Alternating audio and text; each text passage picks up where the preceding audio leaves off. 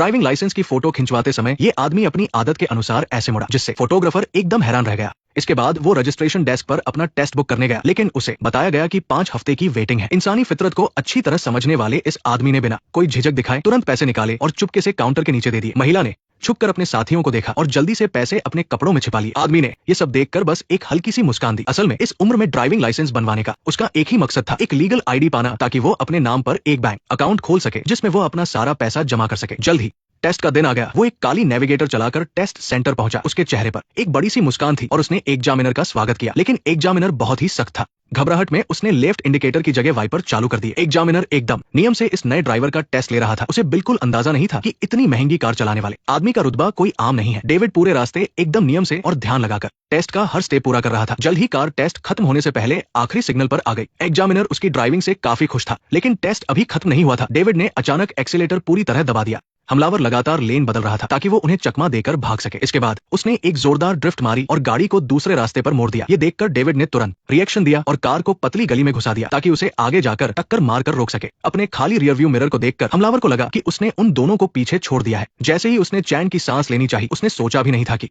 सामने वाले की खटारा कार फिर से चालू हो जाएगी। डेविड का गुस्सा अब और भड़क गया था। उसने फिर से एग्जामिनर का सिर नीचे की तरफ दबाया, कार रिवर्स की, उसे घुमाया और फुल स्पीड में तेजी से उस हमलावर का पीछा करने लगा। आज वो देखना चाहता था कि किसकी इतनी हिम्मत हो गई जो बीच सड़क पर उसकी जान लेने की कोशिश कर रहा है। आगे एक चौराहा आया और हमलावर ने अचानक स्टीयरिंग घुमा दिया और बड़ी चालाकी से उन्हें ट्रैफिक के बीच फंसा दिया। डेविड की नजरें सामने टिकी थी। अच्छी बात यह थी कि उसने समय रहते उस हमलावर की गाड़ी का नंबर याद कर लिया था। अब जाकर एग्जामिनर को समझ आ गया था कि उसकी कार चलाने वाला ये आदमी कोई आम इंसान नहीं बल्कि एक माफिया बॉस है। एक गैंगस्टर होने के नाते वो पुलिस को इस मामले में घसीटना नहीं चाहता था। पुलिस के सवालों पर उसने ऐसे नाटक किया जैसे उसे कुछ पता ही ना हो। दूसरी तरफ हमलावर की गाड़ी से एक मूंछों वाला आदमी बाहर निकला। उसने बड़ी ही सावधानी से चारों ओर देखा और एक डिब्बा निकालकर ड्राइवर की सीट पर कोई लिक्विड डाल दिया ताकि वह सारे सबूत मिटा सके। जाते समय उसने गाड़ी का दरवाजा भी धीरे से बंद किया, लेकिन उसे नहीं पता था कि उसकी यही एक गलती उसे बहुत बड़ी मुसीबत में डालने वाली थी। और दूसरी तरफ डेविड को भी शक होने लगा था। उसे 2 लोगों पर शक था। पहला था उसके बॉस का बेटा पीटर। डेविड की काबिलियत देखकर पीटर हमेशा उससे जलता था और उसे अपनी आंखों की किरकिरी मानता था। और दूसरा वो इंसान था जिसका डेविड ने सबके सामने जबड़ा तोड़ दिया था। वो था विंस। डेविड ने बिना घुमाए फिराए सीधी बात की और उससे पूछताछ शुरू कर दी, लेकिन जब सामने वाले ने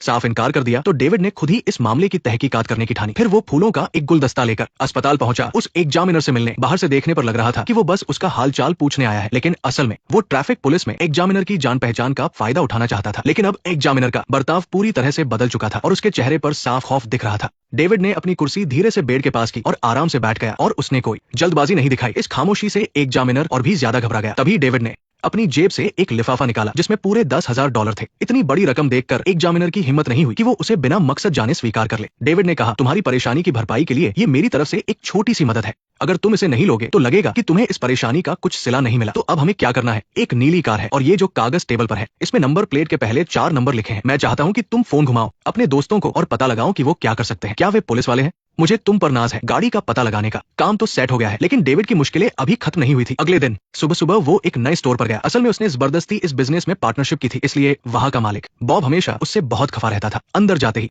बॉब अपना गुस्सा रोक नहीं पाया और उसने ही बात शुरू की। असल में ड्वाइट इसी काम के लिए आया था। उसने बोधी के सप्लायर से मिलने की बात कही। बात पक्की होते ही पलक झपकते ही तीनों सप्लायर के गांजे के खेत पहुंच गए। वहां जिस आदमी ने उनका स्वागत किया वो काफी खूंखार लग रहा था और उससे पंगा लेना कोई आसान बात नहीं थी। वो जिमी का चचेरा भाई था जो रेड इंडियन मूल का था। गोरे लोगों से वो स्वाभाविक रूप से सावधान रहता था। जैसे ही दोनों के बीच माहौल गरमाया, खेत का मालिक सही समय पर आ गया और भड़कने वाले इस झगड़े को रोक दिया। ड्वाइट ने अपने सालों के अनुभव से एक नजर में ही समझ लिया कि ये बोधी की बताई गई कुछ 100 एकड़ वाली छोटी सी जगह नहीं है, बल्कि ये तो उगाने से लेकर निकालने और पैक करने तक का एक बहुत बड़ा फार्म है। यहाँ गांजे को तैयार करने की असल लागत उनकी सोच से भी काफी कम होगी। इसलिए उसने सीधे पुरानी कीमत को मना कर दिया और कहा कि आगे से सब कुछ उसकी शर्तों के हिसाब से होगा। ड्वाइट का रेट सुनकर बोधी को अपने कानों पर यकीन नहीं हुआ। इस तरह उसने बड़ी आसानी से गांजे की दुकान की लागत कम कर दी और जिमी के रूप में एक नया दोस्त भी बना लिया। वापस लौटते समय बोधी की खुशी रोके नहीं रुक रही थी और ड्वाइट को लेकर उसका नजरिया पूरी तरह से बदल चुका था। दूसरी तरफ खबरी ने भी शूटर के बारे में सुराग दे दिया था। वो कार एक पुरानी पार्किंग में दिखाई दी थी। जब तक वे दोनों वहां पहुंचे वह कार जलकर पूरी तरह से काली पड़ चुकी थी। ड्वाइट ने एक ही नजर में शूटर की सबसे बड़ी गलती पकड़ ली।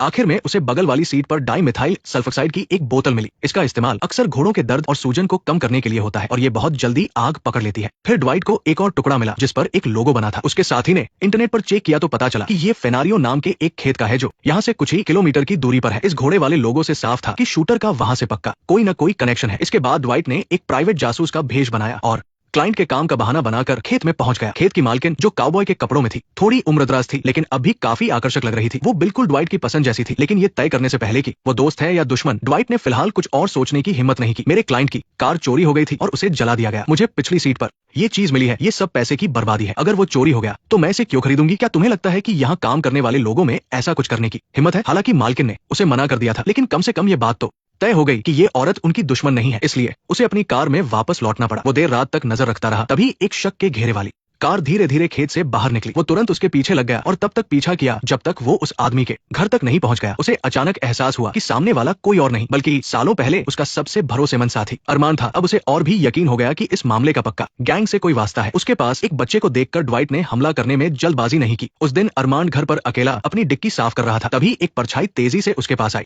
तुम्हारी पत्नी को मार दूं, मैं तुम्हारा नाम पुकारूंगा और फिर तुम मुझसे पूछ सकते हो कि क्या मुझे ये मंजूर है। ये बहुत आसान है। क्या है ये? पीछे घूमो। तुम्हें बोलना शुरू कर देना चाहिए, वरना मैं वादा करता हूँ कि तुम्हारा भेजा इन सब चीजों पर बिखर जाएगा। मुझे बताओ और फिर मैं तुम्हें बताऊंगा। सच सच बताना। क्या उसे लगता है कि तुम्हें मुझे मार देना चाहिए? नहीं नहीं, मैंने तो उसे पिछले 20 सालों में देखा तक नहीं है। मुझे बताओ कि तुमने मुझे यहाँ से ले जाने की कोशिश नहीं की थी। असल में ये सब एक गलतफहमी थी। उस समय जब ड्वाइट जेल गया था तो बॉस को डर था कि कहीं वह उसका नाम न उगल दे, इसलिए उसने ड्वाइट को मारने के लिए जेल में अपने आदमी भेजे थे। अरमान जो इस राज को जानता था, उसे डर था कि कहीं वह भी इसमें न फंस जाए, इसलिए वो भागकर इस सुनसान तुलसा शहर में आ गया था। सच जानकर ड्वाइट का सिर चकराने लगा। उसने अपनी जिंदगी के इतने साल गैंग को दे दिए और बदले में उसे अपनों से ही धोखा मिला। अरमान ने ड्वाइट पर इसलिए हमला किया था क्योंकि उसे लगा था कि ड्वाइट भी गैंग की तरफ से उसे मारने आया है। दोनों की गलतफहमी फिलहाल दूर हो गई थी, लेकिन आखिर उसने ड्वाइट की जान लेने की कोशिश की थी, इसलिए ड्वाइट ने उससे इस गलती की भरपाई करने को कहा और इस तरह ड्वाइट के माफिया साम्राज्य में एक पुराने साथी की